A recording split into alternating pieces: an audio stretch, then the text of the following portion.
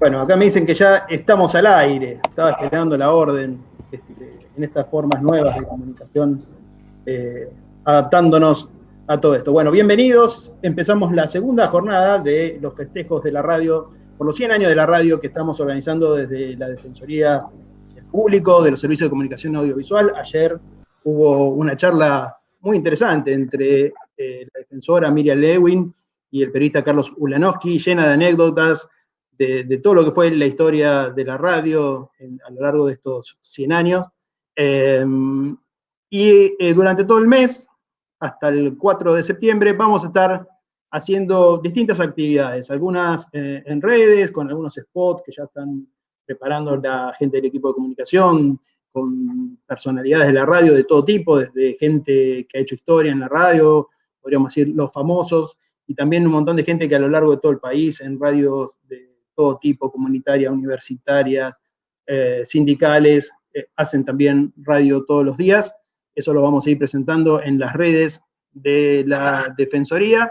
Y también las charlas. Hoy vamos a arrancar con esta mesa, que ahora en breve la voy a presentar. Y el viernes que viene, viernes 28, va a ser la mesa, el panel que hemos titulado Grandes Momentos de la Radio, donde la defensora Miriam Lewin va a presentar a Nora Lafont, una gran periodista de la radio, a Pedro Saborido, que el otro día discutíamos, porque para muchos jóvenes Pedro Saborido es un hombre de la televisión, es el guionista de Capusotto, y no lo conocieron en la radio haciendo grandes cosas también. Así que Pedro Saborido es un hombre de la radio y va a estar también el viernes que viene acá compartiendo con nosotros estos festejos por los 100 años de la radio. Y también va a estar Mariana Holguín, que es directora de Radio Nacional Mendoza, que también va a estar aportando, en este caso, algo que a nosotros nos preocupa mucho y que a veces nos cuesta representar en todo lo que hacemos, que es el federalismo, ¿no? Es decir, la radio no se hace solo en Buenos Aires. La historia de la radio es porteñocéntrica, digamos, ¿no? Buenos Aires siempre ha sido el centro de tanto de la radio como de la televisión, y una de las ideas de esta defensoría es precisamente apostar a una mirada federal de la comunicación, así que ahí va a estar Mariana Holguín, directora de Radio Nacional Mendoza. Y el viernes 4 de septiembre, con el título de A 100 años de la radio, tomar la voz pública, va a ser el turno de las radios comunitarias, campesinas, educativas, sindicales, indígenas, como protagonistas en el ejercicio del derecho a la comunicación.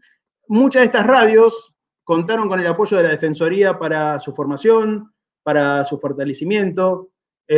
Más de 10 radios comunitarias, campesinas, educativas, como decíamos recién, fueron acompañadas por la Defensoría desde sus inicios, apoyando los procesos de formación de los equipos de trabajo, fortaleciendo las herramientas para la construcción de sus vínculos con las audiencias.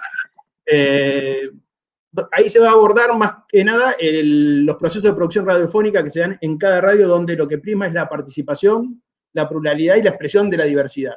Y a partir de los cuales la radio se constituye en el protagonista para el ejercicio del derecho a la comunicación de las comunidades que son parte.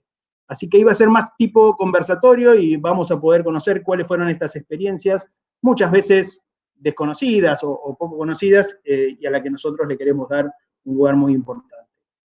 Pero hoy empezamos con el futuro, podríamos decir, con a dónde va la radio, o hasta dónde está yendo, qué está pasando con la radio, que muchas veces se las dio por muerta, o se habla de que la radio solamente es para un público de gente que nació con la radio, y sin embargo estamos viendo que hay nuevas audiencias, nuevos públicos que están accediendo a la radio de las maneras más diversas.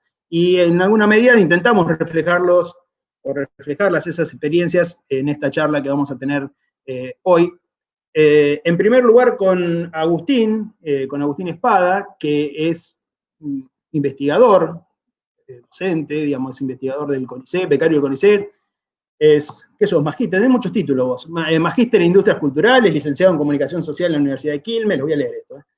Doctorado en Ciencias Sociales de la UBA, y bueno, y sobre todo todos lo conocemos por los trabajos que hace y por la divulgación tan importante que hace de las nuevas audiencias de la radio, los nuevos formatos de la radio, el cruce entre la radio y la tecnología. Creo que es, cuando lo planteamos, hubo unanimidad en que es la persona que teníamos que invitar a esta mesa para hablar de ese cruce entre estas cosas. Y después vamos a tener experiencias, tres formatos que no agotan todos los formatos posibles, pero que nos parecen que son un poco los que en este momento están más en boga. Uno es el podcast, que creo que está en un momento de mucha difusión. Ahí va a estar Mariana contándonos un poquito su experiencia, aunque también Jessica, entiendo que también hace podcast, probablemente todos hagan podcast y puedan hacer después también su aporte en ese sentido. Ahí va a estar Mariana de Pocasteres, no sé cómo se pronuncia porque está con el arroba en el nombre. Después va a estar Guillermo Narvaja de Radio Cat, Radio Cut. ¿Cómo es? ¿Radio Cut o Radio Cat? ¿Cómo digo? Lo tengo apagado ahí a Guillermo. Radio Cat sería, sí, la pronuncia Radio Cat. Radio Cat. Bueno, Radio Cat, que ayer Carlos Ulanowski habló muy bien de Radio Cat, digamos, ¿no? Es decir, es una forma que cuando antes había que conseguir algo que pasaba en la radio, había que hacer malabares. Bueno, hoy uno busca algo y ahí va a Radio Cat y lo encuentra, y mucha gente escucha los programas de radios a través de sus recortes. Y Jessica Bernardou, que es presidenta de Cadero, la Cámara Argentina de Radios Online, otra forma de escuchar radio que también se las trae. Así que bueno, cada uno nos va a contar un poquito su experiencia, y también mi intención es que podamos pensar un poquito hacia adelante, digamos, ¿no? ¿Qué va a pasar con todos estos formatos, con todas estas radios? Me dicen que muevo mucho la silla, me quedo quieto. Tengo una silla que se mueve, me gusta. Así que bueno, la idea es que empiece Agustín, y bueno, abra esta charla contándonos un poco qué es lo que están estudiando sobre este tema. Bueno, Pascual, buenas tardes. Se me escucha bien, ¿no? Se escucha bien, sí. Las pruebas técnicas. Bueno, muchas gracias por la presentación y por valorar mi trabajo. La realidad es que también estoy muy contento de haber recuperado incluso, hasta si se quiere, políticamente a la Defensoría como un espacio de debate, de discusión y de encuentro para charlar, en este caso sobre la radio, pero como se ha hecho en otras ocasiones sobre distintas cuestiones relacionadas con las audiencias y con la comunicación como un derecho humano. Así que brindo también por esta recuperación y por este camino de diálogo que vuelve, diálogo, investigación, que vuelve, y defensa del derecho humano a la comunicación, que vuelve a emprender la Defensoría como una institución clave dentro del sistema institucional. La realidad es que no deja de ser un desafío cada vez que se me plantea la posibilidad de hablar sobre la radio, sobre la tecnología y sobre el futuro del medio, porque es un tema muy interesante que tiene muchísimas aristas, ¿no? Lo podemos encarar desde la producción, desde la distribución, pero encararlo desde las audiencias quizás es uno de los de las cuestiones más interesantes, pero que menos se trabajan quizás, ¿no? Y me parece que la radio como medio de comunicación en sus centenarios asoma a la convergencia con bastantes dudas y con muchas cuestiones por resolver, muchos desafíos planteados, pero con una posición y con una inserción en la vida social y cultural de los argentinos que auguran una continuidad y una relevancia en nuestras vidas y en la vida de nuestra sociedad casi permanente y eterna, ¿no? Por ponernos un poco románticos en esa descripción. Internet para la radio y las plataformas digitales para la radio significan la posibilidad de extender los relatos, de extender la relación con las audiencias, ¿sí? De transformarse no solamente en una radio programada, lineal y unidireccional, sino en un medio que se comparte digitalmente, que es tema de conversación en esos espacios y que también se transforma todavía más en un medio muy interactivo, muy abierto y muy poroso, ¿sí? A la participación de las audiencias, ¿sí? Digamos, la radio siempre fue un medio muy abierto a la participación de las audiencias, aunque eso no quiere decir que todos podemos participar, sino que siempre hubo un espacio para ese ida y vuelta, si se quiere. Pero justamente ayer en otra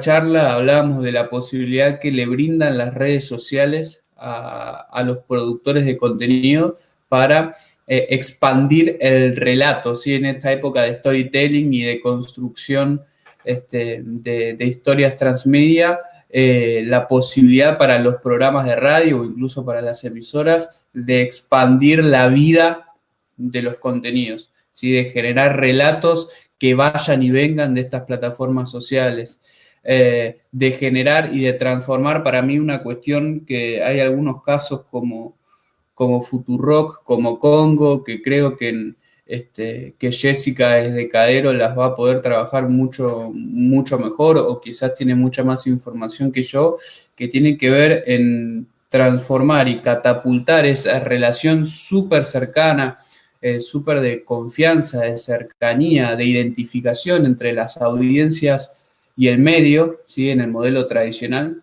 La escucha de radio implica una identificación y una relación muy cercana entre los oyentes y el medio. Y la ventana digital lo que abre es la posibilidad de transformarlos, además, en partícipes del proyecto, como sostenedores económicos, como suscriptores, ¿no? Me parece que en ese sentido lo que han realizado y lo que han conseguido estos proyectos y estos medios que comenté, Futurock, Congo, quizás también el Destape, aunque el modelo de suscripción viene de antes, lo que logran en un punto es confirmar la relevancia y la fuerza de la radio como medio para construir una relación con las audiencias. Y por otro lado, no quiero extenderme mucho porque entiendo que quizás también lo importante es el diálogo y la conversación. Pero por otro lado también me parece que las audiencias son una posibilidad, pero también son un problema para la radio. Y ese problema está relacionado con que el mercado tradicional, el mercado mainstream, y ninguno de los que estamos aquí participamos de ese mercado, por lo menos de manera activa, pero sí queremos modificarlo, sí queremos formar parte y deconstruirlo, por decirlo de alguna manera.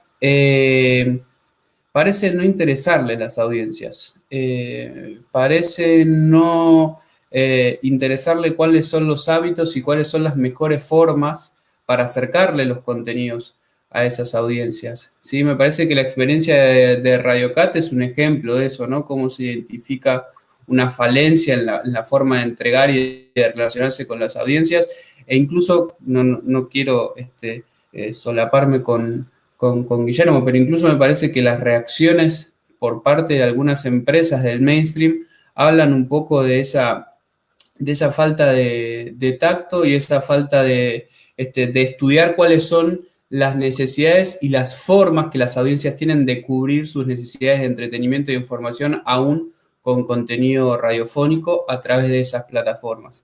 Y hablo de esto también para mencionar que el medio, que la radio, necesita mejores estudios de audiencia, necesita una investigación y un conocimiento sobre sus audiencias mucho más actual, que mejore sus metodologías, que mejore su capilaridad territorial, para no conocer únicamente a las audiencias de 2 o 3 ciudades del país, sino tener mucha más información y mucho más conocimiento sobre lo que sucede con la radio en un montón de otros espacios donde la radio todavía es aún más importante que dentro de estos centros urbanos, y ese es uno de los desafíos para empezar a problematizar y para empezar a trabajar desde el primer día de los próximos 100 años, ¿no?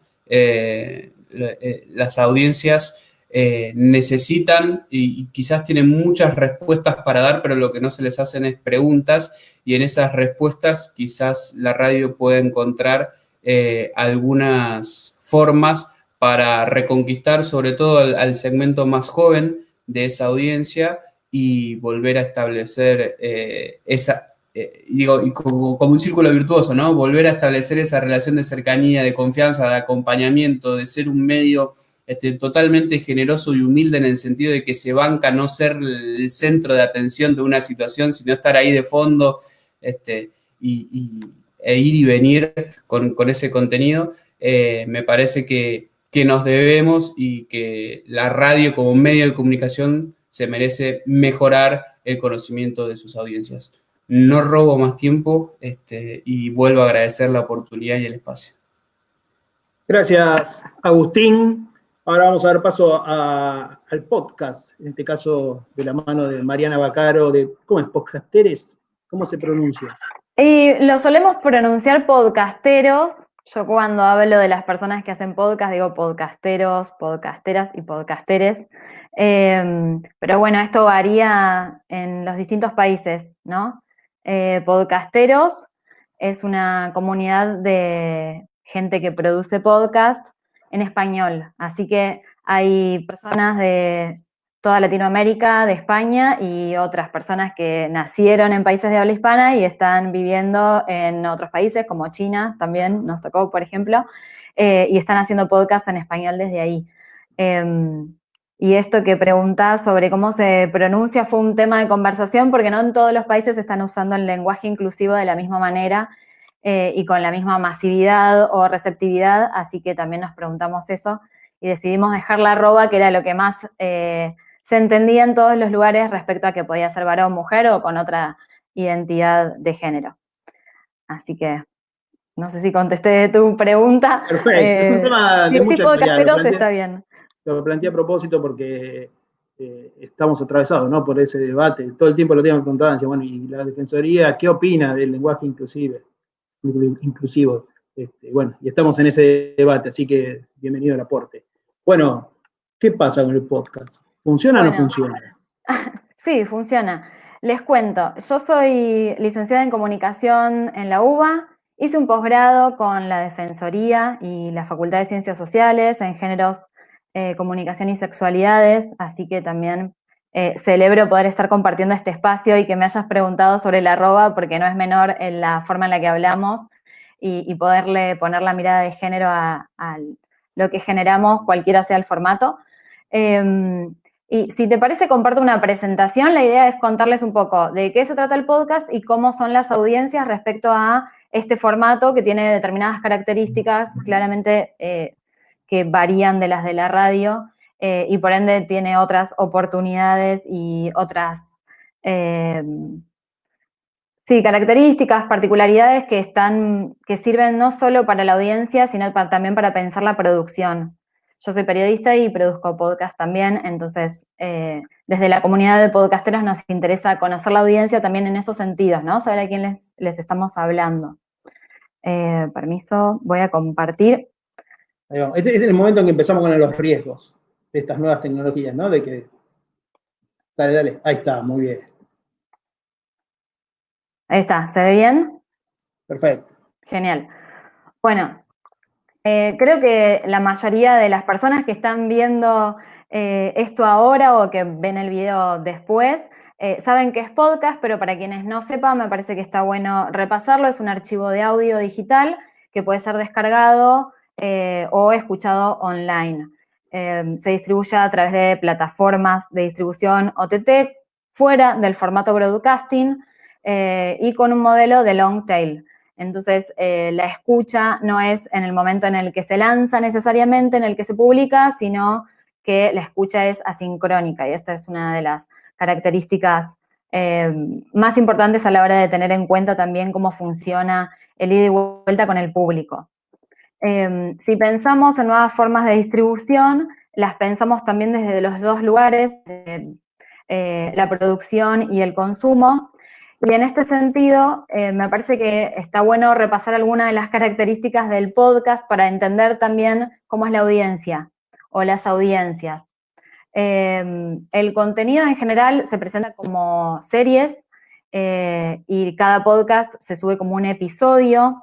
En general son temáticos y por eso Las audiencias son audiencias de nicho que tienen que ver con ese tema específico, y la forma de distribución es a partir del código, con la sindicación de contenidos, con los códigos RSS, que por un lado permiten la suscripción de la audiencia al podcast que les gusta, entonces les llega una notificación cada vez que se publica un episodio nuevo, pero también permite a quienes producen podcast subir su episodio a una plataforma y que se distribuya en múltiples plataformas. Por lo general los podcasts se suben se disponibilizan en distintas plataformas, no en una sola.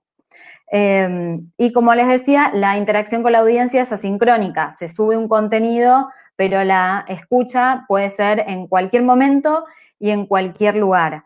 Y por otro lado, otra característica que tiene es que el consumo es individual, es en general a través del dispositivo móvil, de los smartphones y con auriculares, ¿no? Entonces, lo podemos pensar como no como algo que está sonando de fondo, sino como algo que está sonando en los oídos, le estás hablando a la persona en el oído, te está prestando atención, y podés hablarle de manera personal y también íntima, ¿no? Apelando también a la emocionalidad, a la afectividad, a lo que tiene que ver con lo más personal de las personas que están escuchando.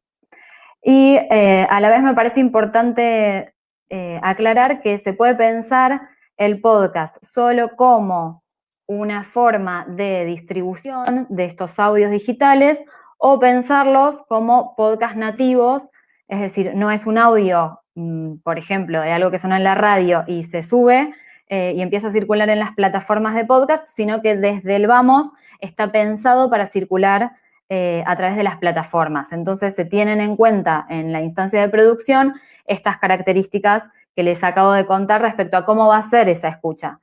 Y esto lo podemos llamar podcast nativo, si se quiere, para poder diferenciar estos dos usos del podcasting.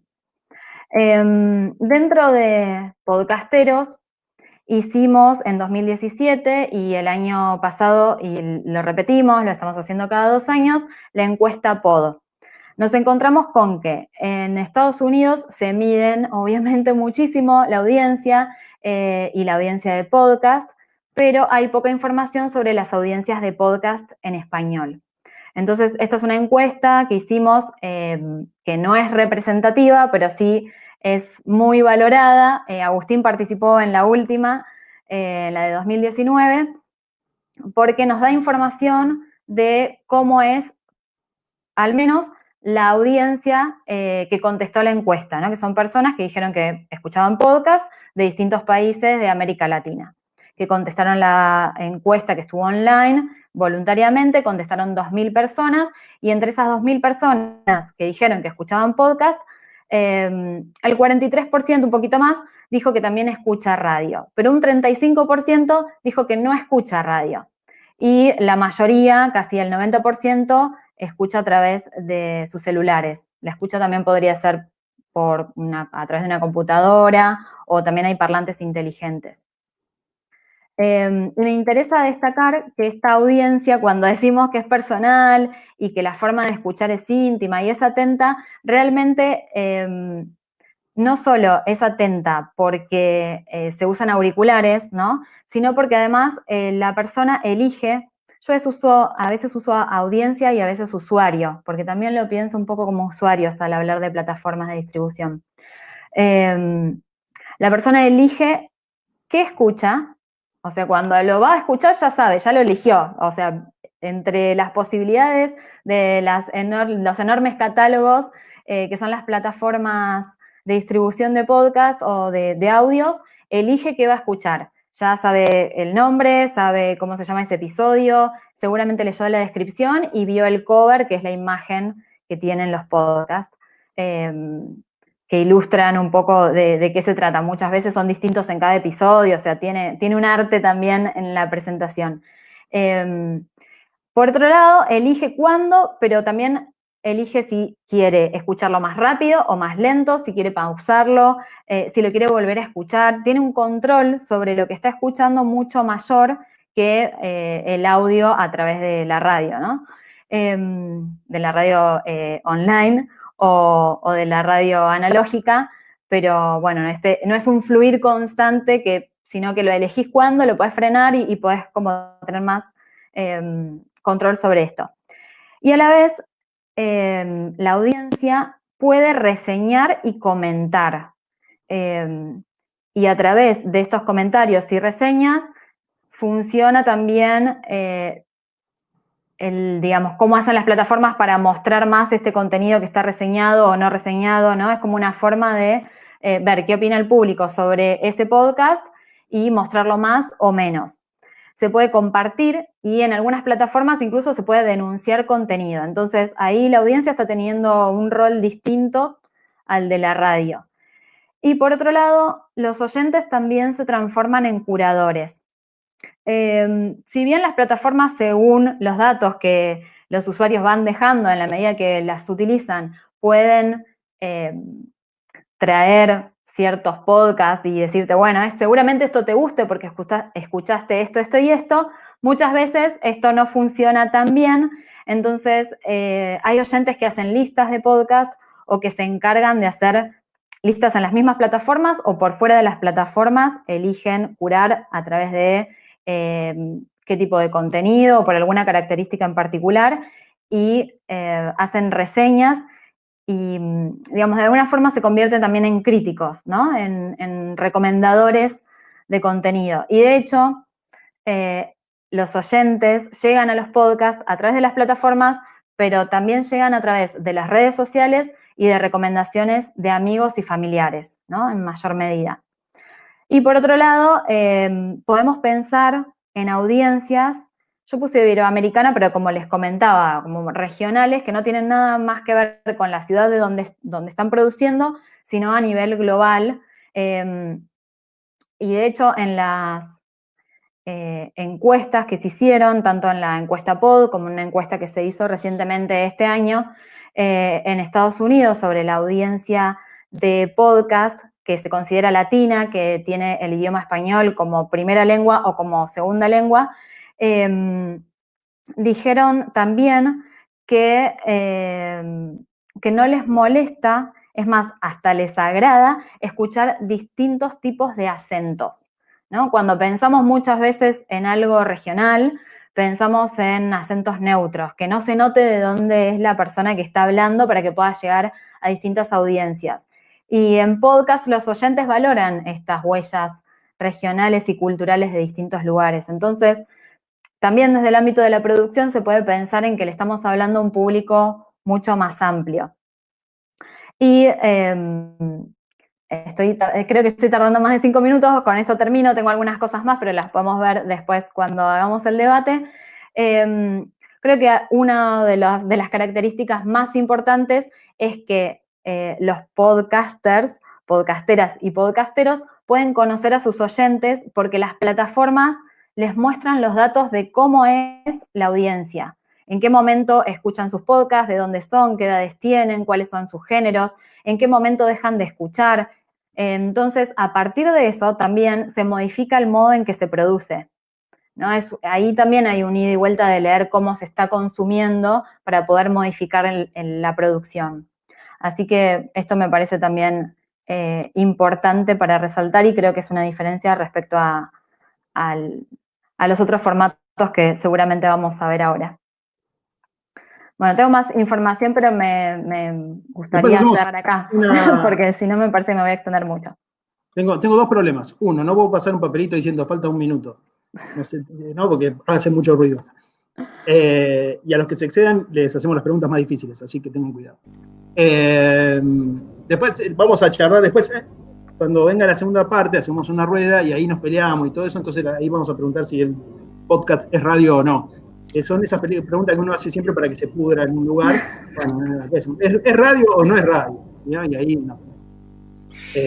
Gracias, Mariana. Muy bueno el informe, sobre todo el tema de hacer hincapié en las audiencias, que es lo que nosotros estamos tratando, digamos, ¿no? De poner en estos 100 años de radio, donde seguramente vamos a encontrar muchas anécdotas, vamos a encontrar muchas cosas que tienen que ver con la producción, que también nosotros queremos resaltar en estos 100 años a la otra mitad de la radio, que es la audiencia que está escuchando, que también muchas veces después se convierte, ¿no?, en producción, ¿no? Eso también sucede. Bueno, vamos a Guillermo Narvaja, que hace mucho nos conocemos, nos encontramos siempre en esos eventos de hackers y de gente que está tratando de encontrar nuevos formatos, nuevas cosas para hacer, y ahí siempre aparece Radio Cat, y es una referencia a la hora de pensar nuevas formas de consumir radio, ¿no? Y también sabemos de los problemas que tuvo, como creo que lo mencionó Agustín, con el tema de algún tipo de problema con mainstream. Así que bueno, la idea es que nos cuentes un poco cómo viene la experiencia de Radio Cat y bueno, pues qué cambió de la radio. ¿Qué cambió para los oyentes de la radio que existiera Radio Cat? Dale. Bueno, gracias, sí, con Pascual nos conocemos hace mucho. Él fue el que nos hizo la primera entrevista sobre Radio Cat en radio, así que... Cierto. Lo voy a anotar en el currículum, voy a poner, hice la primera entrevista en Radio Libre, hicimos la primera entrevista de Radio Cat. Muy bien. Exactamente. Bueno, a ver, la verdad que cuando nosotros Radio Cat ya tiene 7 años desde su lanzamiento, y hasta ese momento, la verdad que la experiencia de los usuarios, de los oyentes de radio, no era muy distinta a la de aquellos que hace 100 años escucharon ahí a la primera transmisión de Susini y sus Locos de la Azotea. Es decir, la gente podía, bueno, tenía, obviamente, ya no tenía esa radio enorme de esa época, ni nada de eso. Por ahí escuchaba desde sus celulares, por ahí podía escuchar vía internet, y eso tenía la posibilidad de poder escuchar una radio desde cualquier otro lugar del mundo, pero no podían escuchar, o sea, no podían salir de escuchar solamente lo que estaba en vivo. Y eso es lo que nosotros nos dimos cuenta que había que cambiar de la experiencia del usuario de radio. Es decir, la posibilidad, ya hace rato estaba disponible la tecnología, era la posibilidad de guardar y de que el usuario escuche cuando quiera, pueda retroceder, pueda no depender de... no estar sincronizado en vivo con el horario de la radio. Eso fue la medida principal. La verdad que eso produjo un cambio enorme. Y el segundo cambio, el hecho de poder recortar y compartir pedazos, permitió también que el contenido de la radio empiece a participar de la conversación pública allí donde ahora actualmente se da la conversación, que es en Internet. Entonces los contenidos de la radio se podían compartir y entraban y se hacían virales en las redes sociales, en Twitter, en Facebook. La verdad que, digamos, en ese sentido, nosotros ahí mostramos una necesidad o una falencia que tenía, digamos, la radio como se estaba transmitiendo, si bien, digamos, era y es un medio súper popular, de la forma en que se estaba transmitiendo el contenido no estaba acorde a los tiempos. Bueno, ya van, como decía, 7 años de Radio Cat. Tenemos ya una comunidad que cada mes usan entre el sitio y la aplicación 900.000 usuarios entran. Escuchan 1.600.000 horas de radio por mes. Para tener una idea, por ejemplo, un usuario de la app, que son donde tenemos medidos los usuarios más fieles, digamos, escuchan en promedio 20 horas de radio por mes. O sea, no es especialmente porque quieran a Radio Cat, es porque en general la gente que consume radio, la radio es un medio muy escuchado, que forma parte de la vida cotidiana de muchos.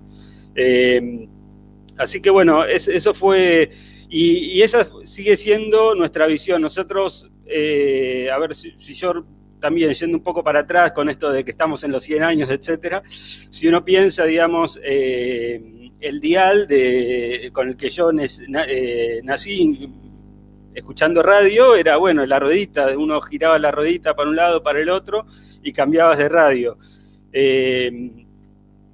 Y hoy por hoy tenemos, digamos, tecnológicamente más posibilidades, pero la idea de tenerlas todas en una única plataforma, donde podamos cambiar, digamos, donde tengamos todas esas posibilidades, pero en una misma plataforma, es lo que ofrece para el usuario la mejor experiencia, no tener que estar pensando. O sea, hoy las radios están teniendo cada una, de a poco van teniendo algún tipo de plan de poner sus contenidos en Internet, digamos. Obviamente, más o menos se van dando cuenta de que parte de la audiencia está ahí, de que parte de las cosas que pasan están por ahí, pero el hecho de de apostar en algunos casos por ahí de desarrollar sus propias plataformas con sus limitaciones o no, termina complicando, o sea, termina generando ese problema en la experiencia del usuario de no tener un único dial por el cual pasar por las distintas radios, compartir los contenidos, etc.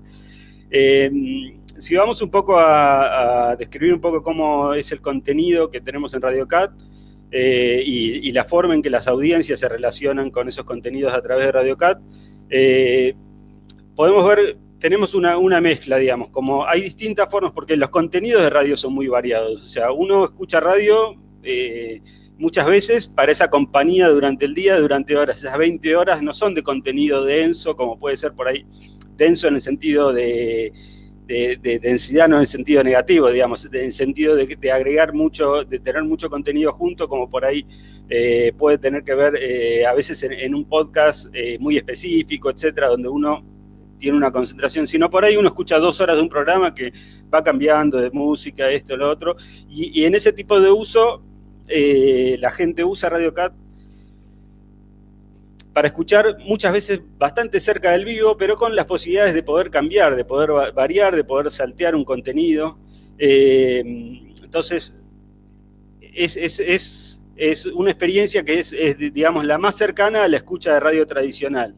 Por otro lado, después tenemos la escucha a través de recortes, de segmentos, y con esa, hoy en Radio Cat cada semana se crean 6.000 recortes.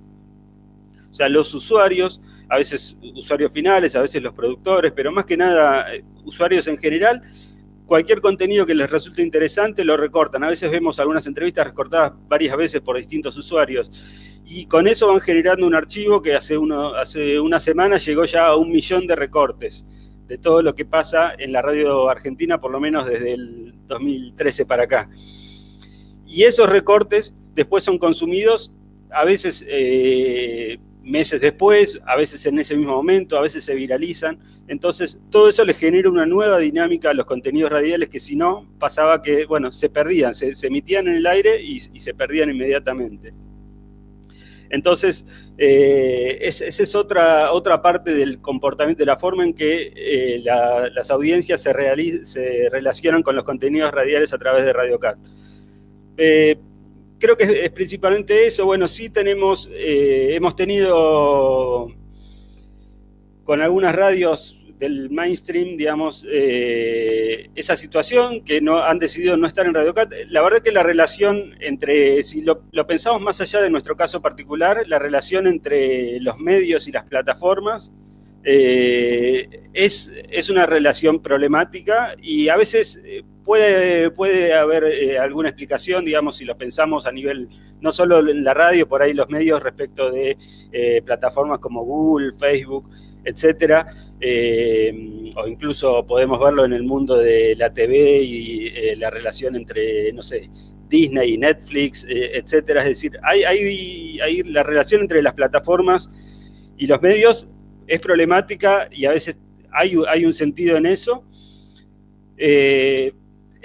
Por ahí la situación con Radio Cat era mucho más fácil, mucho más accesible, digamos, llegar a un acuerdo y llegar a una posibilidad de trabajar en conjunto, pero la parte que es complicada, la parte donde yo veo que la estrategia, si no, a veces algunas radios han salido de Radio Cat para no tener ninguna estrategia, o casi ninguna estrategia que reemplace o que le dé las posibilidades a los oyentes que les daba Radio Cat. Yo recuerdo ahí, a los 2 días de bajar Radio Mitre, mencionémosla, un pobre oyente de Australia diciendo, uy, no, ya no puedo escuchar el programa de las mañanas, porque obviamente, bueno, hay 12 horas de diferencia con Australia, así que... Y me parece que ahí algunos de esos problemas de los oyentes no los han resuelto, pero aún si los tratan de resolver en sus propios sitios, esa idea de no tener el nuevo dial donde podamos tener todos los contenidos juntos es un problema que va a ser difícil de resolver. Entonces, nosotros, digamos, de nuevo, nuestra visión sigue siendo más o menos la misma. Nosotros creemos que el usuario de radio merece una nueva experiencia para acceder a esos contenidos, que por supuesto en esa relación entre nosotros como plataforma y agregador de todos esos contenidos y los productores de los contenidos, tiene que haber una relación armónica, justa. Por ahí a mí me preocupa, qué sé yo, si uno lo piensa en otras plataformas como puede ser Spotify o el hecho de que una misma plataforma se proponga como distribuidor de contenidos, pero a su vez como productor de contenidos, me parece algo problemático, a la larga, por ahí no al principio, pero pensar que es un poco lo que pasó con Netflix. Bueno, es toda una discusión que por ahí da para la parte del debate, lo tiro ahí, pero me parece que sin duda ahí tal vez los medios tienen algún punto en su recelo contra las plataformas, pero la forma de de cuidar al oyente es dándole la mejor experiencia de usuario, y eso es en una plataforma hecha por una empresa tecnológica que tiene gente que se preocupa exclusivamente en brindar cada vez la mejor experiencia al usuario. Gracias, Guillermo. Ahí hay algo que me queda picando de lo que vos dijiste, que tiene que ver con la sustentabilidad de los medios y con la parte del financiamiento, ¿no? Por un lado, cómo financiar este tipo de plataformas como la que hacen ustedes, que siempre es un tema de debate, y también cómo financiar todos estos tipos de formatos, digamos, ¿no? Los podcasts, la radio online. También me parece que después, más tarde, si podemos abordar ese tema, Dale. es un tema interesante. Aparte, después les robo tema para mi seminario que doy en el Istril, así que paso. Dale. Tengo insumos de trabajo. Bueno, y vamos a la última invitada, Jessica Bernardó, presidenta de la Cámara Argentina de Radios Online. Contanos un poco, Jessica, ¿qué está pasando con las radios online? ¿Cómo es esa experiencia? Buenas tardes, Pascual, hola a toda la mesa y a todos los que están conectados, gracias por la invitación. Bueno, ¿cómo está el estado de salud de las radios online en el centenario de la radio? Bastante bien y con buenas perspectivas, por lo menos para la próxima década, que es un poco lo que nos entusiasma en esta etapa. Un poco recién comentaban la cuestión de los podcasts, la cuestión de los agregadores, el archivo digital, todo lo que va nutriendo también el ecosistema radiofónico. Y pensaba, yo ahora les voy a compartir una presentación también, pero pensaba como introducción que, bueno, no es para nada llamativo que dentro de este ecosistema de los nuevos medios, aquellos que funcionamos por internet, el podcast, la radio online nativa y las plataformas donde también recién hacía referencia Guille, esta disputa entre la atención, los contenidos, la distribución, la producción, estas nuevas, digamos, problemáticas que surgen del ecosistema, es muy interesante pensarlos desde el punto de vista de las audiencias, y digo audiencias en plural, con ese final, porque son muy diversificadas, tanto como la producción y la oferta de contenidos. Así que si les parece, yo quería empezar este momento con un diagnóstico de situación, una panorámica, y después ya vamos a los datos duros, que es un poco la idea de conversar hoy, qué es lo que está pasando del otro lado de las plataformas. A ver. ¿Te puedo interrumpir mientras pones la presentación? Me olvidé de decir que podían dejar en el canal de YouTube o en la cuenta de Twitter, pueden dejar comentarios, preguntas que vamos a leer cuando terminemos esta vuelta con Jessica. Ya hay algunos ahí, Francisco nos está pasando una buena cantidad, ya tenemos comentarios, ya tenemos preguntas, pueden dejarlas en el canal o en la cuenta de Twitter. Sí. Bueno, ahora sí, ¿llegan a ver la presentación? ¿Ven la presentación ahí? Perfecto. ¿Sí? Bueno, ahí va.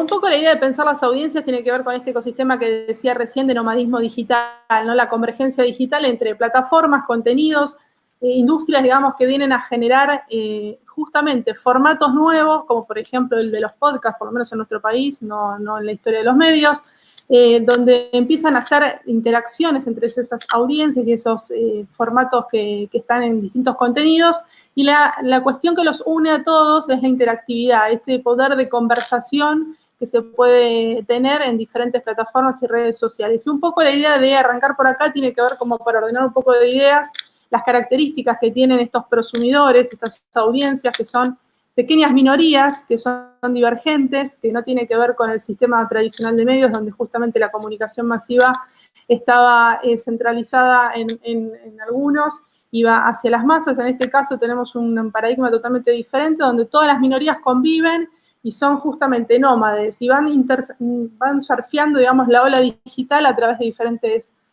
plataformas. Una generación que está conectada colaborativamente, que está distribuida en diferentes partes del mundo, no solo en nuestro país, no solo en la región, no solo en las ciudades, y empiezan acá a jugarse todas las diversidades, ¿no? Esta posibilidad de poder determinar desde la información, desde la métrica, desde la gestión de la data, de la big data a través de los servidores, cómo son esos perfiles en cuanto a perfiles cualitativos como cuantitativos. Entonces, si nosotros tenemos este mapa en la cabeza, aquellos que dirigen radios online o los productores que están también pensando en nuevos contenidos, qué características tienen esas audiencias o esas comunidades a las que yo quiero llegar con mi contenido, vemos acá ya en evidencia una transformación en la forma de producir contenidos. Porque si yo conozco esas audiencias y entiendo cuáles son sus intereses, sus gustos, sus preferencias, seguramente mis contenidos, mi oferta de contenidos sea mucho más pertinente y más específica. Entonces, en esta convivencia, digamos, como burbujas que conviven y que se van moviendo e interactuando entre los productores y los consumidores, estos prosumidores lo que hacen justamente es darnos más información específica, más insight a la hora de producir.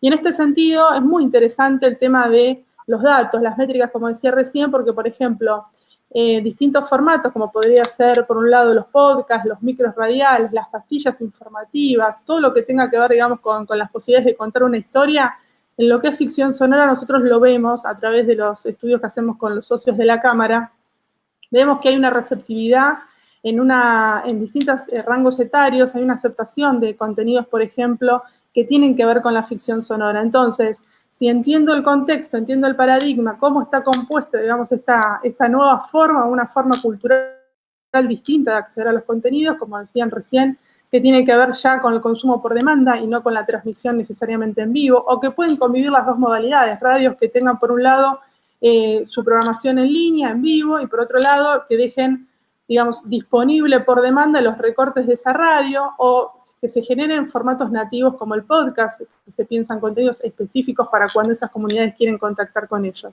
Entonces, ordenando un poco el ecosistema, vemos que hay un prosumidor hiperactivo, muy productivo en conversación, en contenidos, en participación. Vemos también que las maneras de producir se ajustan a ellas. Vemos también que la distribución también abre nuevos interrogantes, porque la práctica del podcasting, que es justamente distribuir contenidos en diferentes canales a partir de agregadores como por ejemplo el de Radio Cat, que es buenísimo, nos permite acceder a través de esa red, o también plataformas como Spotify, bueno, Google Podcast, Apple Podcast.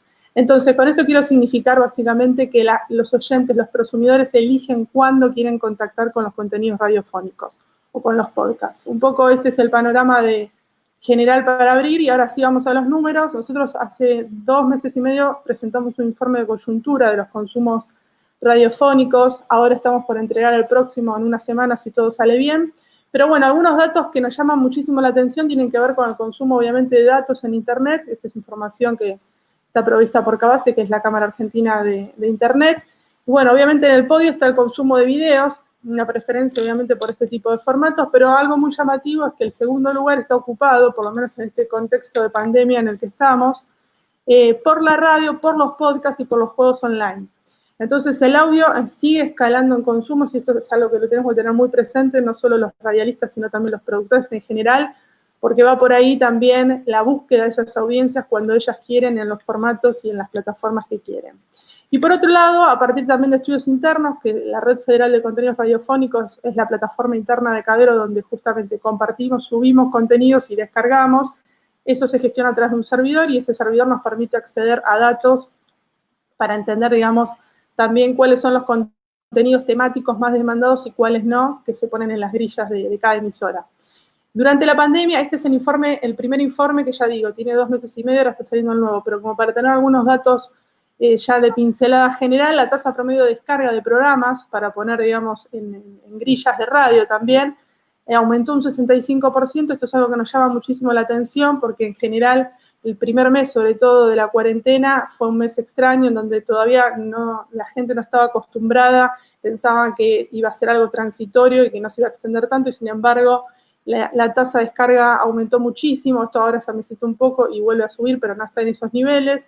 La tasa de interacción de los contenidos de las radios asociadas a la red es obviamente a través de las redes sociales, que es lo que, digamos, moviliza la radio online, aumentó un 70%. Esto quiere decir que las audiencias están mucho más activas en relación a esas propuestas radiofónicas o de podcast, porque son un formato distinto dentro de la radio online. Esto también es interesante porque lo que aumentó no es tanto la cantidad de interacciones, sino la calidad también. O sea que el número es interesante, pero mucho más es la calidad de interacción. Y eso tuvo que ver, por un lado, los chats, que son las principales vías de contacto con las radios online, y los números de WhatsApp, que también son un canal bastante fluido. De hecho, son los dos más importantes para radio online. Después, usando algunos datos que tienen que ver con el consumo de redes sociales, que es donde se expresan, donde se mueven, donde surfean, digamos, estas audiencias, vimos que obviamente el crecimiento de YouTube no para de crecer. En este contexto aumentó un 28%, bueno, le sigue Facebook, Instagram y WhatsApp con un 32%. Y acá sí me gustaría que nos detuviéramos porque la descarga de juegos a través de los Play Store sí creció muchísimo. Esto es una fuente de una empresa privada, que es Ciplan, pero ahora lo vamos a cotejar con otro dato y van a ver cómo el tema de los juegos, de los gamers y del streaming está totalmente relacionado. El aumento también de la conectividad de la red fija, bueno, más allá del dato que subió un 38%, también lo podríamos sumar al crecimiento en la red móvil, que fue un 14% más, y el de voz, que también es interesante, un 6% más. Estos datos son de la fuente Claro, que también es una empresa privada, pero vamos viendo diversidades también ahora de otras fuentes. El uso de WhatsApp también había crecido muchísimo, sobre todo al comienzo del ASPO, que fue, digamos, el pico, ahora decreció un poco, pero bueno, son datos también para tener en cuenta. Y acá venimos y retomamos un poco la idea esta de los gamers, porque una de las plataformas que más creció a nivel interno, por lo menos entre los radialistas de Caderos, es la plataforma Twitch, que justamente viene del mundo gamer. Sin embargo, el tipo de streaming que se puede realizar dentro de esta plataforma tiene varios usos diferentes, y acá nos planteaban en un estudio de mercado que hizo justamente Media Brand, IPG, nos planteaban un poco la relación entre los consumos que hay dentro de la plataforma pre-pandemia y ahora. Y acá sí nos detenemos porque, para los que no saben por ahí, las radios online nativas, transmiten por sus emisoras, obviamente, a través de sus páginas web y aplicaciones, pero también retransmiten a través de distintas plataformas y redes. Por ejemplo, Facebook, bueno, en este caso vamos a analizar la de Twitch, que es el informe que estamos elaborando en este momento, pero eso nos permite también tener distintas bocas de distribución, por eso digo que las radios online funcionamos como podcasting, o sea, distribuimos en diferentes canales. Y lo que ha aumentado acá no solo es la cantidad de personas que están dentro de la plataforma en este periodo, insisto, de cuarentena, que creció muchísimo más respecto al año pasado, creo que un 7% más con respecto al 2019. Es interesante porque los usuarios de redes sociales en general, comparado con la población total de la Argentina, que son 44.9 millones de argentinos, hay 34 millones que están activos en las redes sociales en general, y el 76% está dentro de la plataforma Twitch.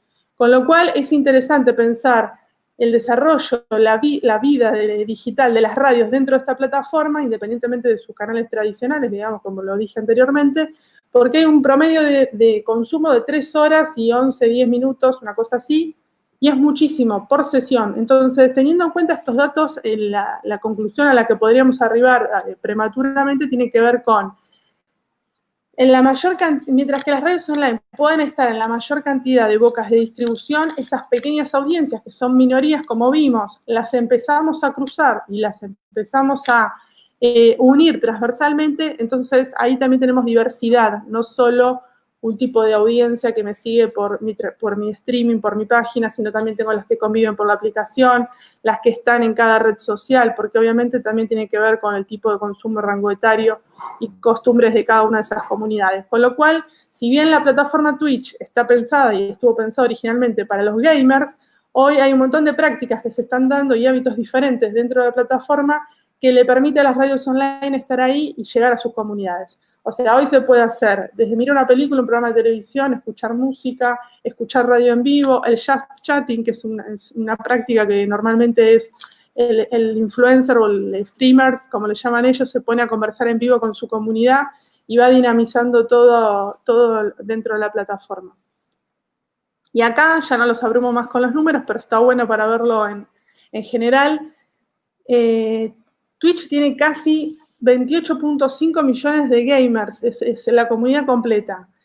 En cuarentena aumentó un 25% la cantidad de usuarios. Con lo cual, acá está lo que les decía anteriormente, 106 minutos por día por sesión promedio. Es una cifra altísima.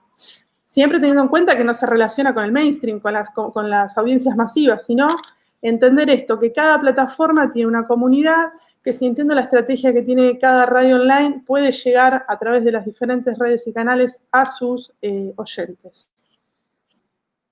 Estos son algunos de los ejemplos donde las radios estamos presentes, justamente con esta lógica de poder llegar a mayores audiencias. Tratamos de diversificar no solo los contenidos, porque no es el mismo contenido que se distribuye en todos lados, sino que están pensadas justamente como una estrategia. En algunas plataformas se usan para estar en vivo, en otras para movilizar contenidos hacia otras plataformas, en otras para escucharse por demanda, otra para agregar contenido original o un podcast, por ejemplo, otras para hacer un recorte, como el caso de Radio Cats. Entendiendo un poco la lógica esta, también es más fácil ordenar. Y estos son algunos de los ejemplos que les traje para compartir, porque me parece que es interesante en función de esto que vimos de cómo está creciendo la plataforma de Twitch y cómo también entendiendo la segmentación de los públicos, ¿no? Porque dentro de la plataforma lo que arroja este estudio también, que es interesante para pensar, es que solo el 20% de mujeres es la composición de usuarios y el 80% son hombres, y que el mayor tráfico está en el rango entre 18 y 34, mientras que el público, digamos, que le sigue es el de 13 a 17 con un 30%, y mayores de 34 años un 20%. Con estos datos, cada radialista, digamos, toma decisiones en función de esto. ¿Qué voy a producir? ¿Para qué plataforma? ¿Para qué red social? ¿Qué voy a hacer con mi contenido? ¿Lo voy a poner completo? ¿Voy a hacer un recorte? ¿Voy a hacer un audiograma? ¿Voy a generar una temporada de podcast? ¿Voy a dejar un contenido audiovisual? Bueno, esto es un poco cómo se piensa desde la producción de las radios online, las audiencias, según sus hábitos, sus consumos, sus necesidades también de conversación, porque de esto se trata también, de poder estar en conversación digital con ellos para poder también ajustar cuando sea necesario la producción del contenido. Hablábamos de la ficción sonora y en este sentido, producciones que tienen que ver, por ejemplo, con las pastillas culturales, como la pastilla WhatsApp, o la ficción sonora que tiene que ver, por ejemplo, con los relatos, como Faularia, o como Caos, donde te acercan, digamos, contenidos que tienen que ver con la curaduría de música o de las historias, narrativa radial, que tiene también su ficción sonora, que es Telón de Aire, que también se emiten por radios online, las producciones también de Almaluz, que son radioteatros en formato de micropodcast. Digo, hay producción de contenido que tiene que ver con los usos de cada comunidad, con las necesidades también de interactuar con ellas. Así que bueno, ahora para redondear, si quieren, yo lo dejo abierto para preguntas, pero el caso de Radio Online Paraná es interesante porque ellos, bueno, obviamente están en Paraná, lo que tienen son programas de radio fórmula que son el pico de rating de lo que conocemos, digamos, como audiencias dentro de las plataformas, que no es la palabra rating, sino que tiene muchísima interacción en vivo. Nos parece interesante pensar esto, un formato tradicional como Radio Fórmula, que ha sido recreado a través de un programa de radio que se publica, que se transmite también por Facebook los sábados a la mañana, y hay una comunidad de miles de prosumidores que conectan con el conductor del programa. No tiene, digamos, comparación con el resto de los programas porque realmente genera ese el pico, digamos, de audiencia de Cadero. Después la propuesta de Grama, que son también unos socios que son jóvenes, son millennials, están en Bahía Blanca, ellos streamean solo por Twitch y generalmente, bueno, tienen también picos de audiencia interesantes para pensar y cómo ellos utilizan también la plataforma esta, porque no es que entran solamente para un programa puntual, sino que tienen 24 horas de producción musical y de contenidos a través de la plataforma Twitch, además de sus vías tradicionales de streaming. Así que eso es interesante. Después, el contracaso de Grama sería el de Trend Topic, que solamente entra a la plataforma cuando hay programas específicos para transmitir. Y el diálogo es en chat en vivo, o sea, la gente va interactuando, las audiencias van dejando sus mensajes en tiempo real, sus emojis, sus estados de ánimos. Bueno, en general hay hasta un bit, que es la moneda con la que interactúa también, la moneda electrónica con la que interactúa la plataforma.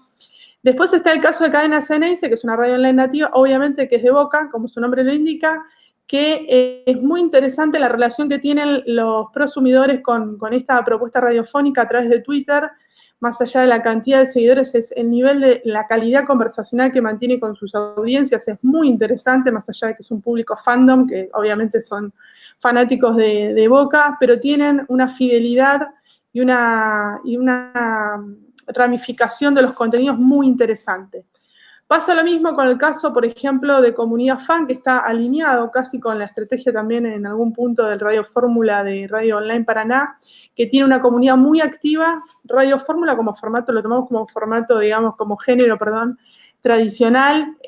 Funciona muy bien en Instagram, muy bien en Twitter, en interacción diaria, con tiras, obviamente, en Twitter. Así que ese caso también es interesante para estudiarlo porque mantiene conversaciones. En general, en Twitter también pasa esto, que mucha gente es el monólogo, publican información, que eso se ve mucho también en algunas emisoras, publican información y no vuelve nada del otro lado. Entonces, esta construcción del diálogo con la comunidad tiene que ver con la empatía que puedan desarrollar con sus comunidades.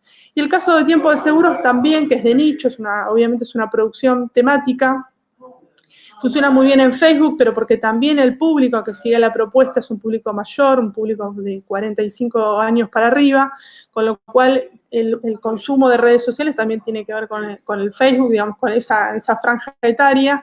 Pero es interesante ver cómo tanto un contenido de colección como un género tradicional, como una propuesta híbrida, como una radio de fandom, empiezan a conjugar sus propuestas radiofónicas en función de conocer a sus comunidades. Hoy toda la data se puede conocer porque cuando colgamos algo en una red social o en una plataforma, el servidor o esa misma red nos devuelve información sobre esas audiencias, con lo cual hoy otra característica de la radio online es justamente esa, que no se produce como las radios sistémicas, pensando qué es lo que quiero ofrecer, sino estudiando las audiencias para después producir contenidos y después tomar decisiones sobre los formatos, la duración y demás. Algo que sí estamos notando muchísimo es, obviamente, que el mayor desafío de toda producción radiofónica es conquistar la atención de los consumidores, pero vemos que los tiempos de atención cada vez son más breves, entonces también tenemos que estar atentos a eso, ser más creativos, más originales, y como bien decía Gorka Sumeta hace unos días en una actividad que hicimos, la radio tiene que ir a buscar a las comunidades y no al revés. Entonces, si yo conozco esas audiencias, voy a poder contactar con ellas. Bueno, no sé ahora si... Jessica va a ser bañada por decir que las personas mayores de 45, los que tenemos 50, nos sentimos... No, pero son todos perfiles diferentes, ¿no? Pero bueno, la idea era jugar un poco con las plataformas para que vean que no todas son para todos y que si somos pícaros en la lectura, cuál es la elección que vamos a hacer, dónde están mis audiencias, va a ser más fácil también lograr propuestas radiofónicas que se ajusten a esa comunidad. Mi hijo se despertó cuando te escuchó hablar de Twitch. Dice, yo soy uno de esos consumidores, pasa horas ahí, ¿no? Es cierto, quizá para muchos de los que estén, supongo que los que se conectaron hoy a esta transmisión están interesados en estas tecnologías, pero muchos de los oyentes de la radio no deben tener ni idea, ¿no?, de lo que es Twitch. Hoy es posible que existan como mundos paralelos, digamos, ¿no? Mundos que quizás no se crucen y la gente no conozca, digamos, ¿no? Bueno, tengo muchas preguntas que voy a ver, preguntas y comentarios. Ahí estaba Francisco, me las sintetizó. A ver, esperen que las voy a buscar. Aldo Fernández dice, las radios online son radios también. Ariadna Zarubi dice, la radio lleva 100 años reinventándose a sí misma y sobreviviendo a todas las muertes que le anunciaron. Y hay también algunas preguntas. Vamos con las primeras, que eran, ¿cuál sería la palabra en castellano para podcast? ¿Existe la palabra en castellano para podcast? Bueno, hay gente que dice podcast y, por ejemplo, la escribe con tilde, como para castellanizar la misma palabra, pero sería radio a demanda o audios a demanda. Hay algunas variables con respecto a eso, a cómo se puede escribir. Bueno, sí, además yo pienso que si en España no se generó un término en español, que suelen españolizar y castellanizar todo, es porque ya, digámosle podcast y avanza. Una cuestión más, en inglés y sobre todo en Inglaterra se suele usar el término catch-up radio para los recortes de radio, ¿sí? La radio a demanda, la radio a la carta, y está bueno ese término y está bueno también la diferenciación que hacía Mariana en su presentación en cuanto a poder diferenciar esos dos tipos de contenidos encapsulados quizás en un formato de distribución similar. Sí, y también está bueno, Agustina, agregar la diferencia entre podcast y podcasting, que no es lo mismo el formato que la práctica de distribución. Eso también es como un dato más para no confundir los términos, que normalmente uno cree que el podcast es también la práctica de distribución.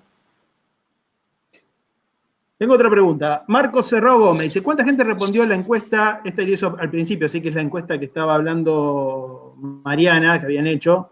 ¿Tenés idea más o menos la muestra de cuánto es o en base a cuál estaba hecho? Sí, es más, me metí y ya le contesté, le pasé los links, pero contesto. Sí, primero quería aclarar que no le podemos decir muestra porque no es representativa, pero la cantidad de gente que contestó es más de 2.000.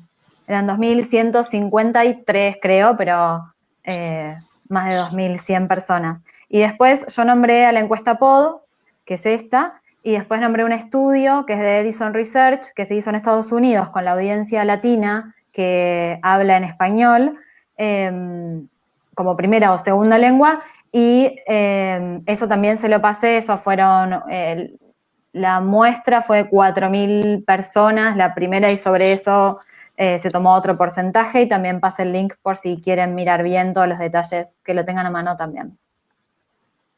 Bueno, Maga Minbiel, no sé cómo se pronunciará, si lo pronunciará, dice, ¿cómo se garantizan los derechos de las audiencias de las radios online hoy, ya que la ley 26.522 no las alcanza? Esta la voy a responder yo, porque es precisamente una de las... voy a dejar la silla quieta, porque hay 15 mensajes que dicen, dejar la silla quieta. Hoy, una de las cosas que nosotros estamos planteando de la Defensoría, y que va a ser como una de las cuestiones que queremos poner en debate a lo largo de estos 4 años que tenemos por delante, es ampliar las competencias, digamos, ¿no? Hoy solamente nosotros tenemos competencias sobre el mundo de la radiodifusión, de lo que se emite por aire, lo que se emite por la radio, televisión, cable, pero es dudoso si nosotros podemos intervenir en el caso de hacer sugerencias o alguna denuncia que surja de este tipo de medios, sea radio online, sea un podcast, sea cualquier tipo de acciones, ¿no? Así que me parece una pregunta muy interesante. Hoy no existe, queremos que hay que construir, que hay que hacer una construcción en ese sentido, hay un montón de trabajos, hay gente ya en la Defensoría que viene trabajando en eso desde hace tiempo, hay abogados que están haciendo aportes, así que es un objetivo pensar eso, digamos, ¿no? No sé si Agustín tiene algo sobre eso, porque capaz que había leído algo, pero bueno, esa es una muy buena pregunta la de Maga. Después, Romina Gala está haciendo un trabajo, no me acuerdo si está haciendo ya el trabajo final de la maestría, pero estoy seguro que es para la maestría en Quilmes, tiene algunas preguntas que tienen que ver con todo esto que estaban haciendo acá. Esperen que la estoy buscando, porque era sobre las posibles maneras de monetizar este tipo de contenidos, y les pregunto qué cambios, si los hubieras, percibieron en las audiencias en el contexto de pandemia y qué estrategias desplegaron para ello. Y tenían otra más, hago las dos que tenía, y una para Radio Cat. Dice, debería tratar de alguna manera de que los audios tengan mejor calidad porque se escuchan muchas veces como AM. Bueno, son AM en algunos casos. ¿Cómo, para Guillermo, con esta? A ver, ¿Cómo es el tema de la calidad del sonido? ¿De qué depende? Bueno, empezamos primero con lo de la calidad. Sí, la calidad del sonido, nosotros tomamos los streaming de las radios, pero le bajamos la calidad porque si no sería imposible guardar, digamos, a un presupuesto razonable lo que tenemos hoy, que son cerca de 1000 años de radio que tenemos guardado. Entonces, pero sin embargo ahora hace unos meses mejoró, o sea, la calidad en la que transmite Radio Cat, transmitía originalmente era de 16K y ahora pasamos a 32K, kbps, bueno, así que está mejorando, digamos, pero bueno, depende un poco de que Google nos baje los costos de storage, de poder guardar tanto archivo. Y de paso aprovecho para... lo reclamo, yo...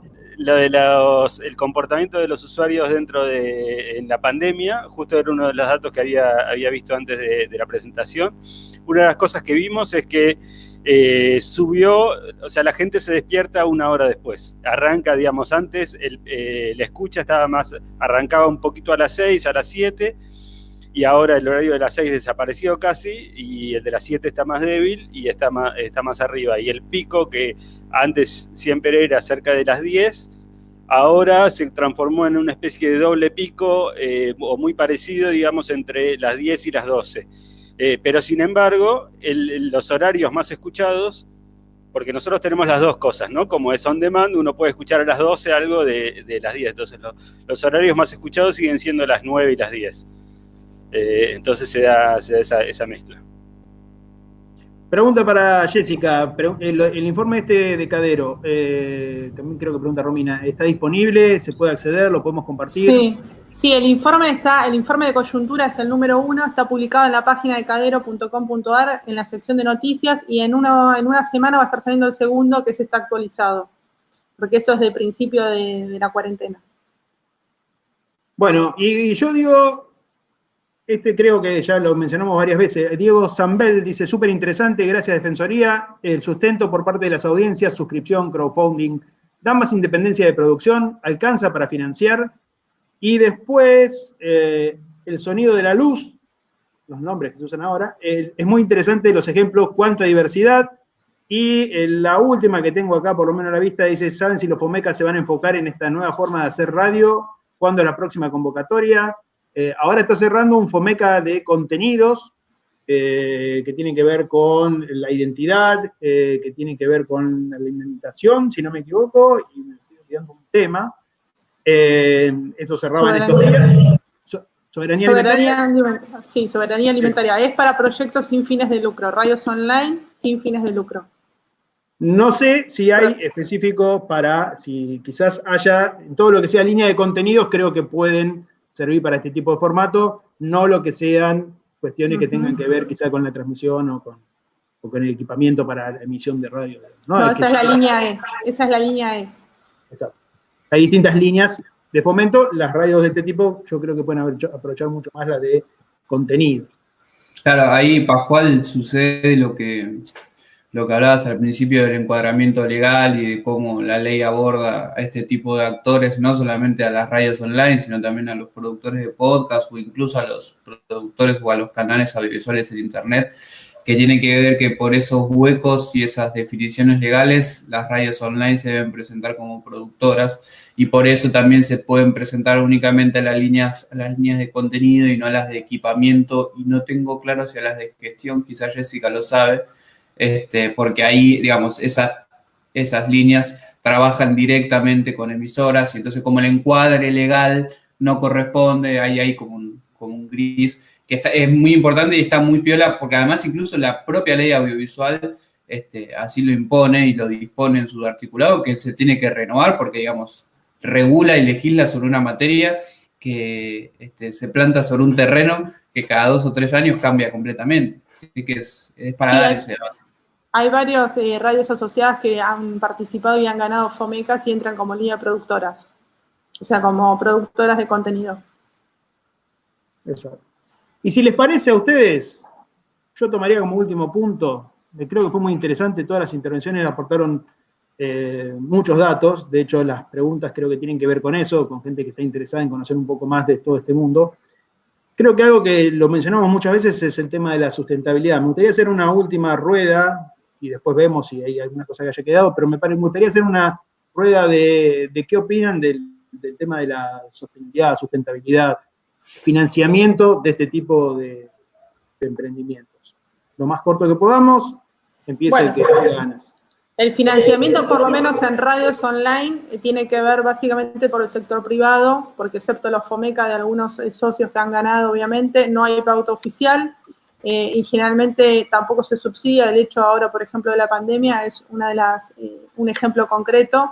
Digamos que no hemos accedido, como somos todos autónomos o emprendedores, no hemos accedido ni a los ATP, ni a otras líneas de puntos de cultura, fondos de desarrollo y demás, con lo cual es todo por el sector privado. La monetización viene por los sponsors, por los auspiciantes, por las suscripciones de las comunidades, por diferentes vías mixtas donde tratamos justamente de canalizar los proyectos de esa manera, pero sería interesante abrir la discusión esa, sería muy, muy interesante. Sí. Yo, bueno, la verdad que respecto también me parece que el tema de la sustentabilidad y la forma en que las radios generan su sustento es una de las cosas clave para entender este momento. Me parece que si bien, digamos, como decía Agustín, un poco estudios de audiencia harían falta para saber qué está pasando con las audiencias respecto de la radio, pero una de las cosas que vemos es que también las radios que cierran, por radios que pasan a cerrar todo su formato y a ponerse solo de música solo porque les resulta más barato, etcétera, es que la radio también está atravesando un problema económico, incluso las radios mainstream, y ni que hablar, obviamente, las radios, las producciones más independientes. Y ahí me parece que hay que empezar a ser un poco más creativos, pensar que en estos 100 años, digamos, que el modelo de generar ingresos solamente por medio de la publicidad no puede ser el único, no hay motivo para que sea el único hoy en día, cuando, digamos, hay otras posibilidades, incluso hacer contenidos que sean exclusivos o no, etcétera. Pero, y también tampoco, incluso dentro del modelo de la publicidad, hay que pensar que la publicidad hoy no es la misma que hace 20 años. Hoy la publicidad en Internet a nivel digital está súper orientada a un público específico, o sea, uno no anuncia el mismo aviso a todos, y sino que en la publicidad online, en digital, en banners, yo puedo seguir si ese usuario finalmente compró el producto que él estaba anunciando o no, etcétera. Y eso en la radio hoy no es posible. Entonces, si la radio no se pone al día con eso, también las agencias, y me parece, ahí tampoco tengo información súper precisa, pero me parece que las grandes agencias, las grandes marcas, dejan de anunciar en la radio porque la radio no les da esa flexibilidad de información, de targetización, etcétera, que les dan la forma digital. Entonces ahí hay que ser creativo, hay que conectar, obviamente, con empresas de tecnología que puedan ayudar y ver cómo resolverlo mejor, eso. Agregaría lo que está diciendo Guillermo, que es clave, que justamente, primero que las radios online nativas no estamos en crisis económica, en todo caso son etapas en el crecimiento o el desarrollo de los emprendimientos radiofónicos, pero la publicidad que ingresa es de publicidad no tradicional, o sea, justamente por patrocinio de contenidos, no por publicidad como la conocemos como spots, sino justamente con contenido patrocinado, con eventos, con capacitaciones, con PNTs. Las radios asociadas, por ejemplo, que están ubicadas en las diferentes provincias, todas se sostienen integralmente por publicidad y tienen mucha audiencia en este contexto que hablamos anteriormente, ¿no? Entonces, nuestra realidad es diferente a la de las radios sistémicas. Nosotros no estamos en crisis.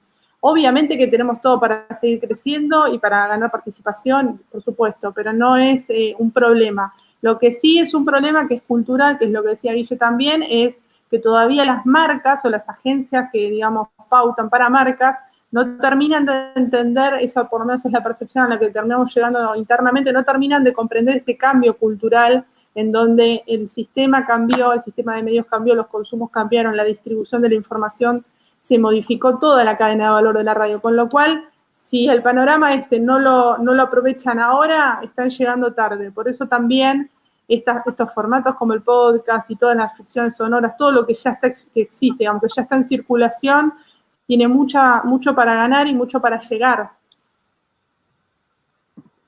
¿Y el podcast qué pasa? ¿Se financia o no se financia?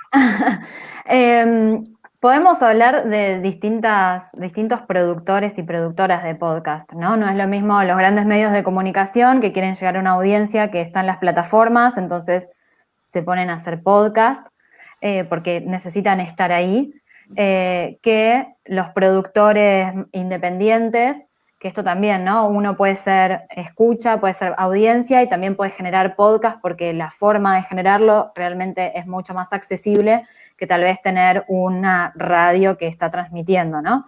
Y en este sentido es un tema recurrente en todos los países de Latinoamérica por parte de los productores y productoras, cómo hacer para monetizar sus contenidos. Existen marcas también que generan sus podcasts y por parte de quienes son independientes hay algunas personas que consiguen publicidad, no me refiero a una tanda publicitaria, sino a nombrar cierto contenido, o durante la charla, si es de un podcast de charla, o que aparezca esta marca como sponsor. Otros hacen suscripciones pagas para poder escuchar cierto contenido específico. Incluso también se hacen otro tipo de eventos, ¿no?, que tienen que ver con esta comunidad o con el nicho, pero bueno, eso sería como por fuera de lo que es el audio en sí.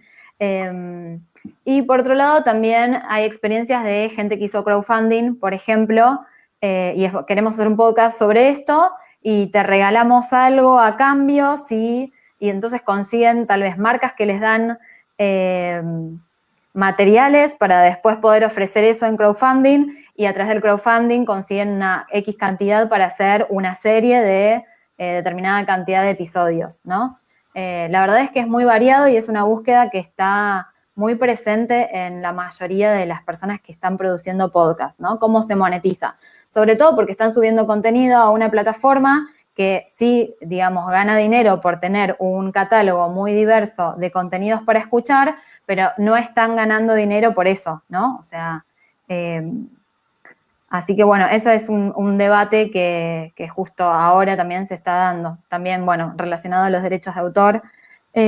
No me quiero meter ahí porque es como otro tema bastante amplio, pero es una preocupación para quienes están haciendo podcast.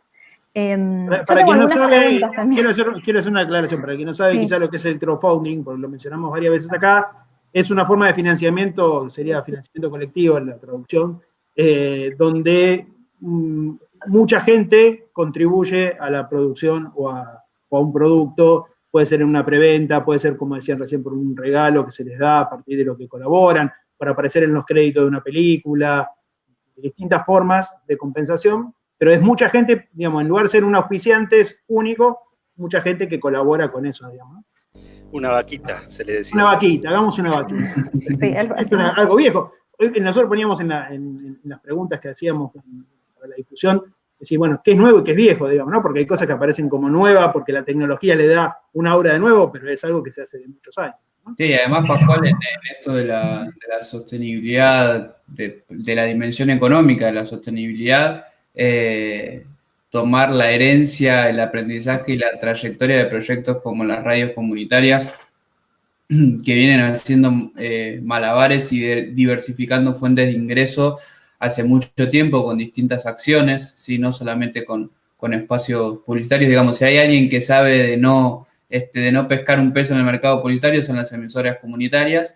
Y en esto de que hablaba quizás al principio de una hibridación en la manera de relacionarse con las audiencias y de viajar a través de distintas plataformas, hibridación también en la comercialización, ¿no? Como decía Guillermo, la comercialización de las pautas tradicionales, de las tandas tradicionales, puede no tener mucho futuro, y al mismo tiempo que es relevante el nicho y que comercialmente son interesantes los segmentos y los perfiles que se pueden generar en los espacios digitales, también es importante la generación de centrales de datos de audiencia, ¿no? Digo, las plataformas, y esto que hablaba del nuevo dial, Guillermo, también está relacionado con una posibilidad de comercialización, ¿no? Digamos, un espacio que centralice la información, que centralice los segmentos para comercializarlos y para revalorizarlos mucho más en el mercado publicitario,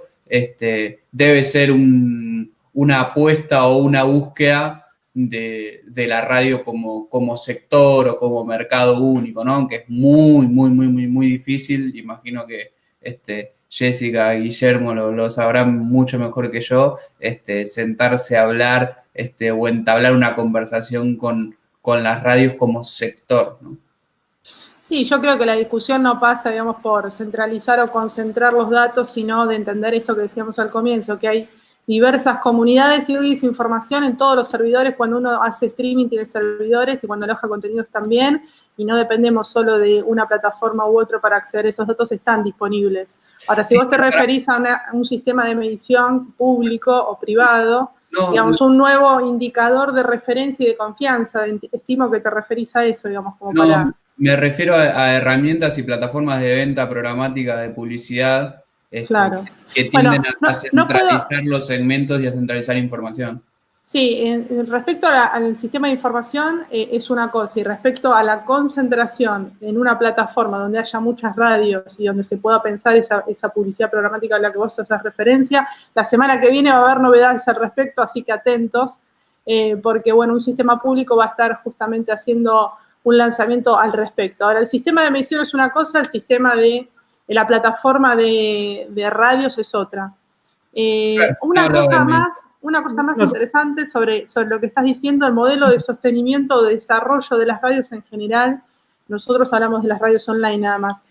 Más allá de que la radio tenga o no tenga fines de lucro, el modelo de desarrollo y de sostenibilidad en el tiempo hay que formalizarlo y hay que hacerlo igual, sea comunitaria, sea privada, sea educativa, porque es la forma en que tenemos de sostenernos de cara al futuro, independientemente de la finalidad que tenga esa radio. Y eso es un problema de base y un problema muy grave que tenemos que atender pensando en el nuevo centenario ya. Porque estas necesidades y estas falencias que están teniendo las radios, vos nombraste las radios comunitarias y no puedo dejar de pensar que justamente son centrales en el ecosistema, no pueden estar ahí pensando de qué manera autosostenerse. Tienen que tener un modelo de desarrollo de autogestión y financiamiento para que realmente no dependan solo o del Estado o de otros sectores. Tienen que ser autosustentables para garantizar justamente esa comunicación que proponen. Mariana atentos con la plataforma de la semana que viene. Ya lo tiré. Después pasarnos el dato para que sepamos qué tenemos que mirar. Mariana chusmea así de costado, tiene prendido YouTube y está viendo las preguntas y quiere contestar algo, no sé qué, pero quiere contestar algo. No, me pareció que había una pregunta, creo que de una chica, que preguntó 2 o 3 cosas y contestamos una nada más. Me quedó pendiente algo sobre la pandemia, cómo había modificado la escucha, y tenía para sumar también que, por un lado, cambiaron los horarios, ¿no? Se nota lo mismo que decía Guillermo sobre Radio Cat. En particular, hablé con una de las plataformas que notó que en los fines de semana ahora también se escucha mucho podcast. Antes era durante la semana, estaba más marcado esta diferencia entre los días de semana laborables y los fines de semana donde la gente salía. Bueno, ahora, o por lo menos en la instancia donde había más cantidad de países en cuarentena, esto se notó más.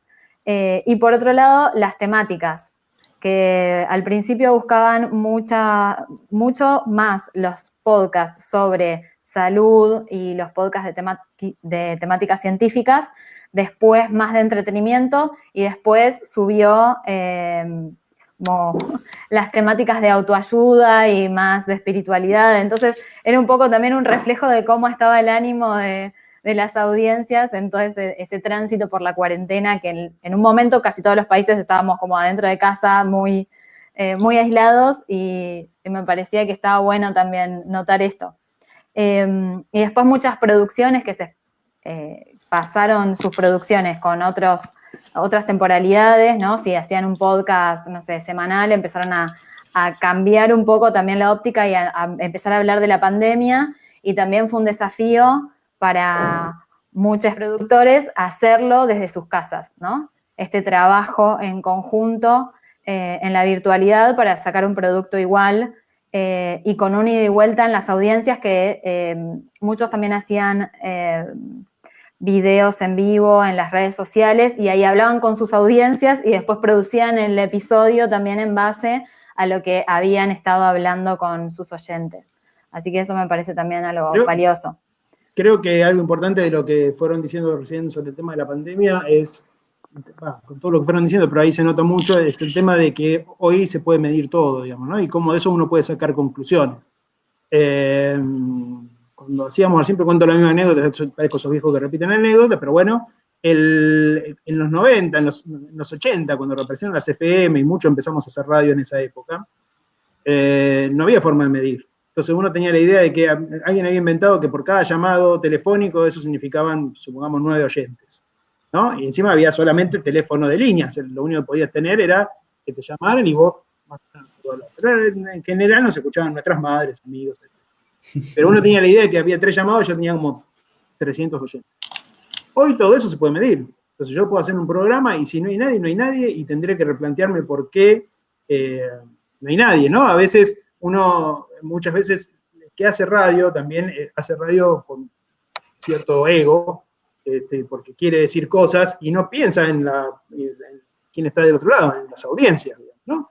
Incluso aquellos que quieren hacer radio por tener incidencia social, porque quieren tener alguna cuestión de que quieren, por determinados temas sociales, políticos, etcétera, participar, y a veces no piensan piensan más en lo que quieren decir que en lo que la persona que está del otro lado, en la audiencia, quiere escuchar, o necesita, o le sirve. Creo que esto que están diciendo ustedes, una de las cosas que nos hace ver es que, y en este caso con el tema de la pandemia creo que es muy claro, la gente con sus consumos nos está diciendo cosas, y nosotros, los que están del lado de la producción, tienen que saber leer qué es eso que están diciendo del otro lado de esas audiencias para poder, de alguna manera, generar un contenido, no para hacer demagogia, no para decir, vamos a hacer lo que la gente quiere, no, porque uno tiene una idea, tiene una propuesta, tiene un contenido, pero sí para saber qué está esperando la persona del otro lado de nosotros. Pascual, eso que decís es súper interesante porque en pandemia se notó muchísimo más cómo la instantaneidad de la radio online con las redes sociales a través del WhatsApp, por ejemplo, las audiencias marcaban la necesidad de no cortar los programas que no duraban más de 1 hora, 2 horas habitualmente. En pandemia llegamos a hacer programas ómnibus de 4 horas, amenazándonos las audiencias diciendo que por favor no cortáramos. Teníamos que seguir las transmisiones una vez que se cortaba en la 4ª hora, que era muchísimo, muy largo para radio online, ese consumo es inédito, no existe. Cortábamos y nos pedían que siguiéramos conectados a través de las redes sociales. Varios casos reportados en la Cámara marcaban la misma tendencia, sobre todo los días domingo, que tradicionalmente no es un día de mucho consumo para radio online, y esto se sostuvo durante casi 60 días, los domingos ómnibus. Y esto tenía que ver con que cada vez que se iba a terminar el programa, a las 2 horas o a la hora, el reclamo vía WhatsApp marcaba la agenda producción de que no se podía cortar. Algo inédito, raro, pero sostenido. Entonces también nos replantea esto, no solo lo que uno quiere producir, sino escuchar lo que te está diciendo también la audiencia. Y en ese ida y vuelta, en lo instantáneo, y en el chat, se ven las redes sociales, se ve en un vivo de Instagram, como decía recién, se ven todas las plataformas y los canales en tiempo real. Entonces es como tener la foto en el momento, no esperar a ver qué. Y después eso para los consumos en vivo. Para los consumos por demanda, los foros, los chats donde se pueden dejar mensajes o mismo en las redes sociales también dejan mucha devolución. Que antes las interacciones eran más breves. Ahora hay gente que se dedica a dejar mensajes con contenidos y opiniones, o sea, están más participativos que habitualmente lo eran antes de la pandemia. Así que creo que también tiene que ver con la disponibilidad, con los consumos. Esto que marcaban del fin de semana es clave, ya digo, los domingos no era un día fuerte para radio online y hoy está siendo parte de la agenda. Así que bueno, para pensar y para abrir también las posibilidades de todo lo que se puede hacer sin demonizar a las tecnologías, sino pensándolas como apropiarnos de ellas para llegar a más audiencias diversas y creativamente también, ¿no? Bueno, ya llevamos como 1 hora y media, creo que Agustín quería decir algo. Sí. Iba a dar la palabra justo por tiempo que vi. Genial. Nada, agregar que esto se puede saber, que Internet es una gran herramienta para conocer a las audiencias, pero que de todas maneras entre el 70 y el 60% de la audiencia de radio todavía pasa por los canales tradicionales, por los canales de aire, y ahí es donde más se necesita mejorar los sistemas de medición, ¿no?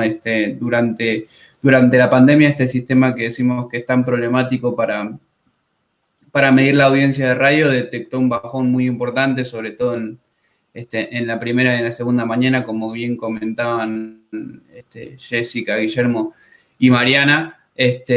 Pero digo, ahí en ese grueso de audiencia que todavía sigue prendiendo la radio tradicional por aire de AM, de FM, es donde está el grueso y donde debemos preguntarnos todavía más cosas que lo que hoy hacemos. Muy bien. Bueno, les voy a pedir a ustedes que se queden un segundo, vamos a despedir a nuestras audiencias, que espero que hayan estado que les haya servido esta charla. Les vamos a recordar, antes de que se vayan a todos los que están del otro lado, que el viernes que viene va a ser la jornada de grandes momentos de la radio, que va a coordinar Gustavo Bulla, que va a presentar Miriam Lewin, que va a estar Nora Lafón, que va a estar Oscar Bossetti, que va a estar Pedro Saborido, que va a estar Mariana Holguín, que es la directora de Radio Nacional Mendoza, y que el viernes 4, también a las 5 de la tarde, por la página de la Defensoría, van a poder conocer a muchas de las radios sindicales, indígenas, comunitarias, de todo tipo, que la Defensoría ayudó en estos largos años, desde el año 2012 que existe la Defensoría, a fortalecer, a crecer, a mejorar su gestión, a mejorar sus equipamientos, etcétera. Creo que esa va a ser una charla muy interesante para todo el que les interese este espectro de la radiodifusión. Así que, bueno, agradecer a quienes participaron con nosotros hoy. La verdad que yo por lo menos me voy muy contento. Creo que fueron datos muy interesantes, nos ayudan mucho a pensar lo que viene en la radio. E invitar a todos a que sigan participando de las actividades que estamos haciendo de la Defensoría, que como dijo Agustín hoy al comienzo, estamos iniciando un proceso de reconstrucción de la Defensoría. Quizás muchos ni saben que existía este organismo, porque durante muchos años estuvo parado, después estuvo intervenido, con muchos conflictos, y casi no había tenido intervención. Bueno, nosotros estamos, desde hace un mes que fue nombrada Miriam Lewin como defensora, intentando volver a darle una dinámica de que vuelva a estar con la gente, que vuelva a estar con las audiencias, que vuelva a estar en los territorios, y bueno, un poco esa es la intención de estas charlas que estamos llevando adelante, así que muchas gracias a todos, y les pido a ustedes 4 que se queden un segundo con nosotros. Gracias. Esperen que me pidieron, a ver si entiendo lo que me pidieron. Me dieron instrucciones los de acá. Ah, sí, ya se entendí lo que tengo que hacer. Bueno, se me tienen que poner todos con cara de foto. Así yo hago, tengo acá el cuadradito, ¿cómo se llama?